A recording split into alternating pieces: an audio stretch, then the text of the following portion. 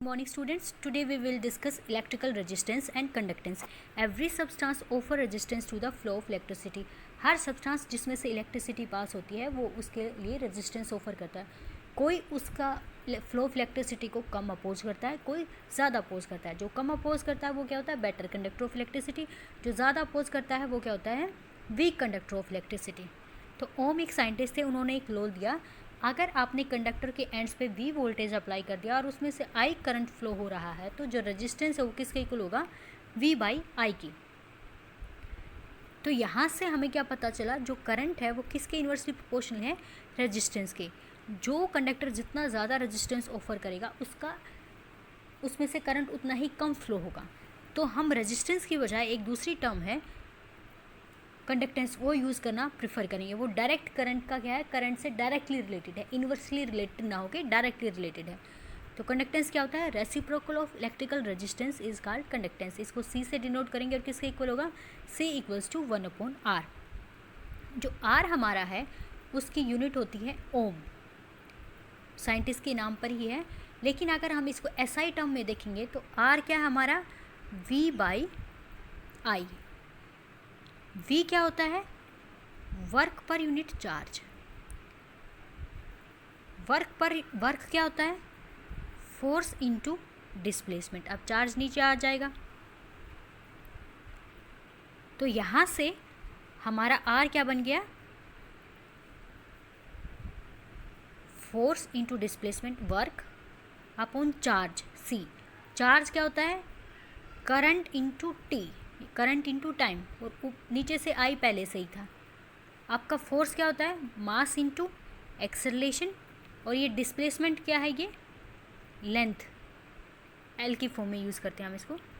Current क्या पता हमें, एम्पियर स्क्वायर में होता है, टाइम सेकंड में होता है. तो यहाँ से जो मास है वो किस में होता है, केजी में. एक्सेलरेशन के लिए यूनिट क्या होती है, मीटर पर सेकंड स्क्वायर. लेंथ है वो किस में होती है, मीटर में होती है. और नीचे आपका क्या है, एम्पियर स्क्वायर सेकंड. तो यहाँ से जो ये सेकंड वाला है ये नीचे चला जाएगा तो -2 से क्या हो जाएगा, -3.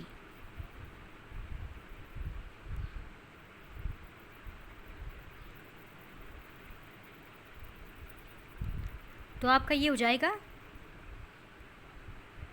Unit KG meter square.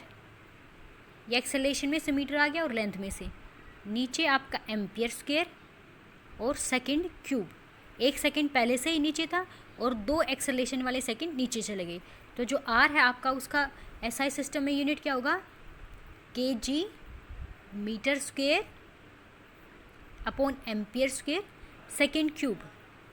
तो ये बहुत बड़ी टर्म है, इसको सिंप्लीफाई करने के लिए हम इसको बोल देते हैं ओम, यानी कि हम आर को ओम यूनिट में रिप्रेजेंट करते हैं. तो जो कंडक्टेंस है वो रेजिस्टेंस का उल्टा होता है, तो उसके लिए जो यूनिट्स है वो क्या है, साइमन, ओम इनवर्स या मोज. अब हम करते हैं स्पेसिफिक कंडक्टेंस. जो रेजिस्टेंस है किसी भी कंडक्टर का वो उसकी लेंथ के डायरेक्टली प्रोपोर्शनल होता है, एरिया के इन्वर्सली प्रोपोर्शनल होता है. तो यहाँ से आर क्या होगा, directly proportional to L by A.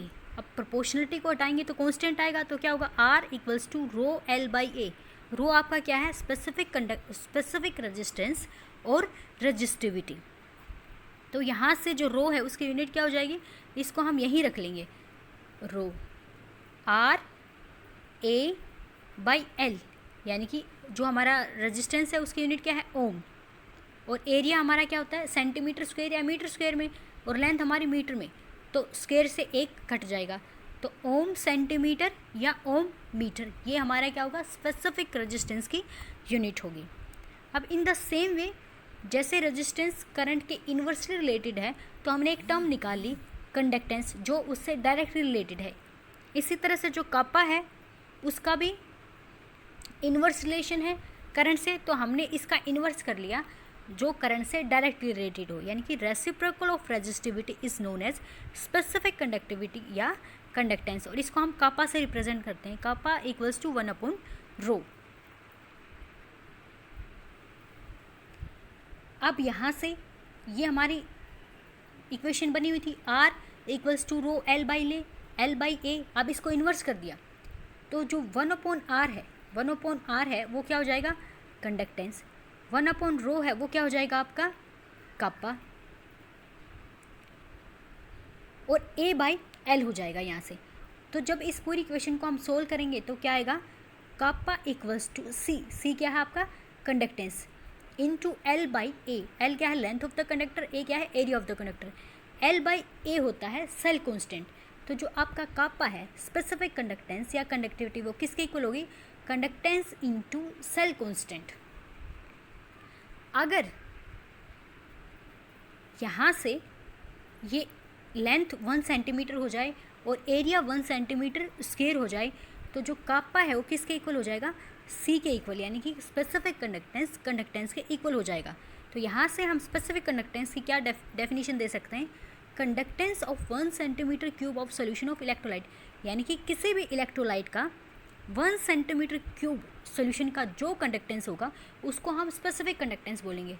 अब इस 1 सेंटीमीटर क्यूब वॉल्यूम के अंदर कितने भी आयन हो सकते हैं, तो ये कंसंट्रेशन डिपेंडेंट है, ज़्यादा कंसंट्रेटेड सॉल्यूशन में ज़्यादा आयंस होंगे, डाइल्यूटेड सॉल्यूशन में कम आयंस होंगे, लेकिन फिर वो फैक्टर भी आ जाएगा कि डाइल्यूशन से भी कंडक्टेंस बढ़ता है।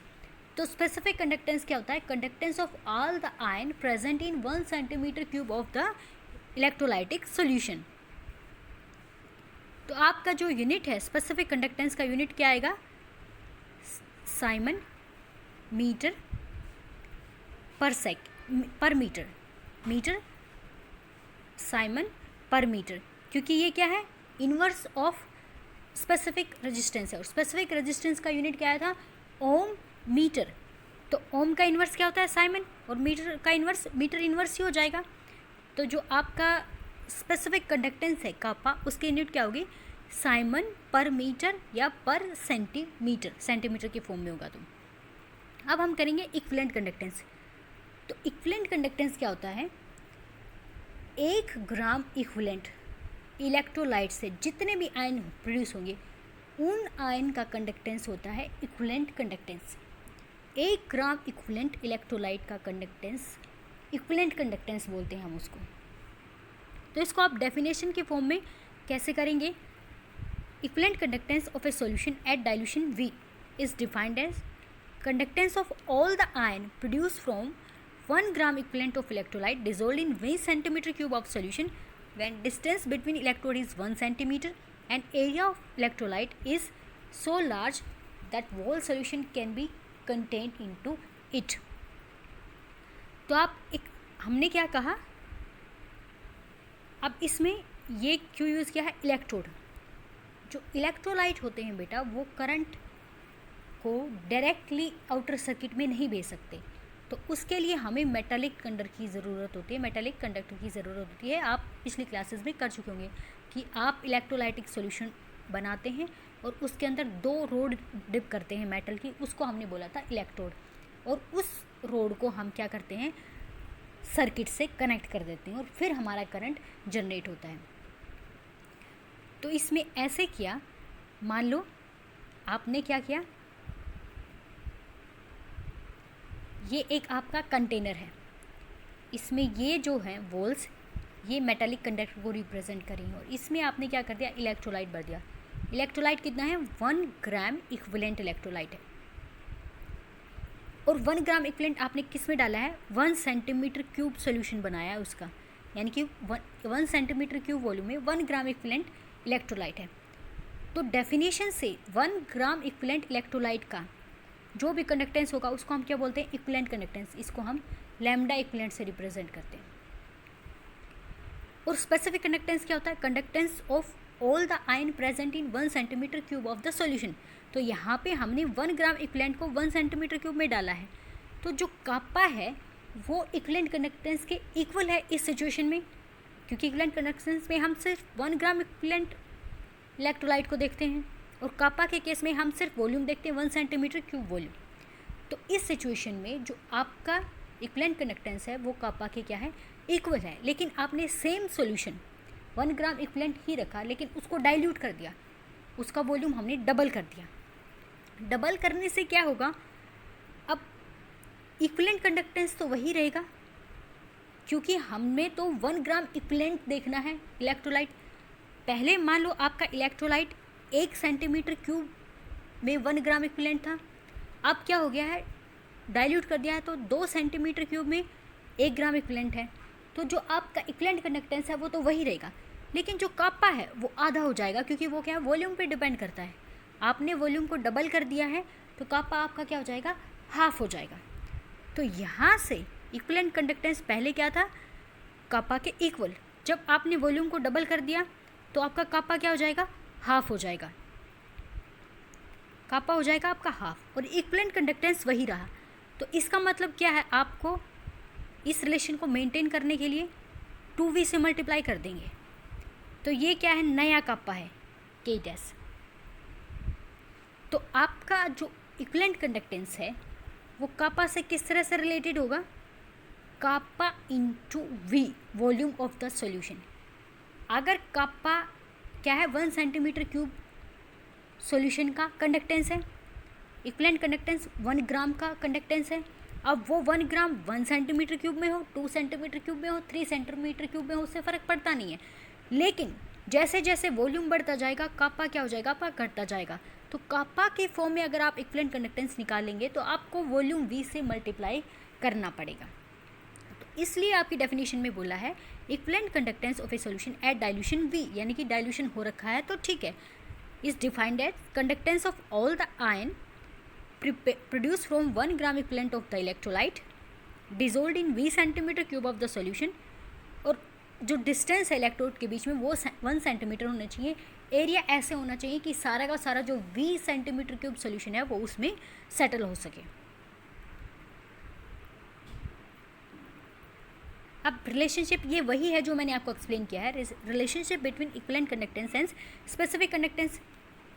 1 ग्राम इक्विवेलेंट का क्या होता है, इक्विवेलेंट कंडक्टेंस। 1 सेंटीमीटर क्यूब का क्या होता है, कापा। तो इस सिचुएशन में जब आपका वॉल्यूम 1 सेंटीमीटर क्यूब है तो कापा और इक्विवेलेंट कंडक्टेंस इक्वल होंगे, लेकिन अगर आपने डाइल्यूट कर दिया तो आपका कापा कम हो जाएगा। तो फिर इक्विवेलेंट कंडक्टेंस कैसे रिलेटेड होगा, कापा से, कापा इंटू V, जितना भी वॉल्यूम है उससे मल्टीप्लाई कर देंगे। अब वॉल्यूम देखो, वॉल्यूम को आप कंसंट्रेशन से कैसे रिलेट करोगे। जब 1 ग्राम इक्विवेलेंट 1 लीटर में है तो वो क्या है, नॉर्मेलिटी है। लेकिन मान लो आपके C ग्राम इक्विवेलेंट 1 लीटर में प्रेजेंट है। 1 लीटर क्या होता है, 1000 सेंटीमीटर क्यूब या 1000 ml के इक्वल होता है। लेकिन आपको तो क्या देखना है, 1 ग्राम इक्विवेलेंट कितने में प्रेजेंट है, हमें तो 1 ग्राम का देखना है। तो हम क्या कर देंगे, डिवाइडेड बाई C। तो ये हमारा वॉल्यूम आ जाएगा कि C ग्राम पर लीटर 1000 ml में प्रेजेंट हैं, पर हमें तो 1 ग्राम इक्विवेलेंट देखना है वो कितने लीटर में प्रेजेंट होंगे। तो वो क्या होंगे, 1000 ml अपॉन C, ये आपका वॉल्यूम आ जाएगा। तो यहाँ से जो आपका इक्विवेलेंट कंडक्टेंस है, पहले क्या था, कापा इंटू V। V आपका क्या हो गया, 1000 upon concentration C gram equivalent. तो यहाँ से इक्विवेलेंट कंडक्टेंस क्या हो जाएगा आपका, K इंटू 1000 अपॉन C। और ये जो C क्या है, ग्राम इक्विवेलेंट के फॉर्म में है। तो कौन सी कंसंट्रेशन टर्म है जिसमें ग्राम इक्विवेलेंट यूज़ करते हैं हम, नॉर्मेलिटी में।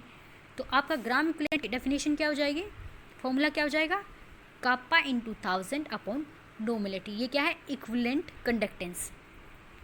इन द सेम वे पहले इसकी यूनिट कर लेते हैं। यूनिट क्या होगी फिर इसकी, साइमन सेंटीमीटर स्क्वायर पर इक्विवेलेंट, या ओम इनवर्स बोल सकते हो, सेंटीमीटर स्क्वायर पर इक्विवेलेंट। ऐसा यूनिट करेंगे तो सेंटीमीटर की जगह क्या आ जाएगा, आपका मीटर स्क्वायर आ जाएगा। अब हम करते हैं मोलर कंडक्टेंस। मोलर कंडक्टेंस क्या होता है, 1 मोल इलेक्ट्रोलाइट से जितने आयन प्रोड्यूस होंगे उनका जो कंडक्टेंस होगा उसको हम बोलते हैं मोलर कंडक्टेंस। अगर 1 मोल आपने 1 सेंटीमीटर क्यूब में डाल दिए, वॉल्यूम 1 सेंटीमीटर क्यूब होगा, तो जो इक्विवेलेंट मोलर कंडक्टेंस है वो अगेन कापा के इक्वल होगा। लेकिन अगर आप डाइल्यूशन कर देंगे, वॉल्यूम बढ़ा देंगे तो कापा घट जाएगा, लेकिन कंडक्टेंस आपका वही रहेगा।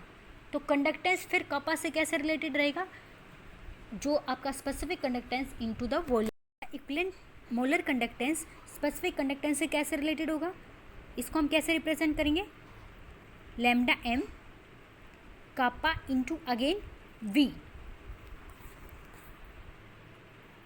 तो वही जब 1 मोल 1 लीटर में प्रेजेंट है तो ये सही है, लेकिन अगर C मोल 1 लीटर में प्रेजेंट है यानी कि 1000 ml में प्रेजेंट है, लेकिन आपको देखना है 1 मोल का, तो वॉल्यूम कितना हो जाएगा 1000 सेंटीमीटर क्यूब अपॉन C, तो वॉल्यूम होगा आपका 1000 अपॉन C।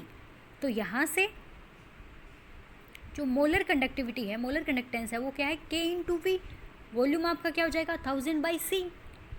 और C कौन सी कंसंट्रेशन टर्म है जिसमें नंबर ऑफ मोल्स डिसॉल्व होते हैं इन 1 लीटर ऑफ सोल्यूशन, वो क्या है मोलैरिटी।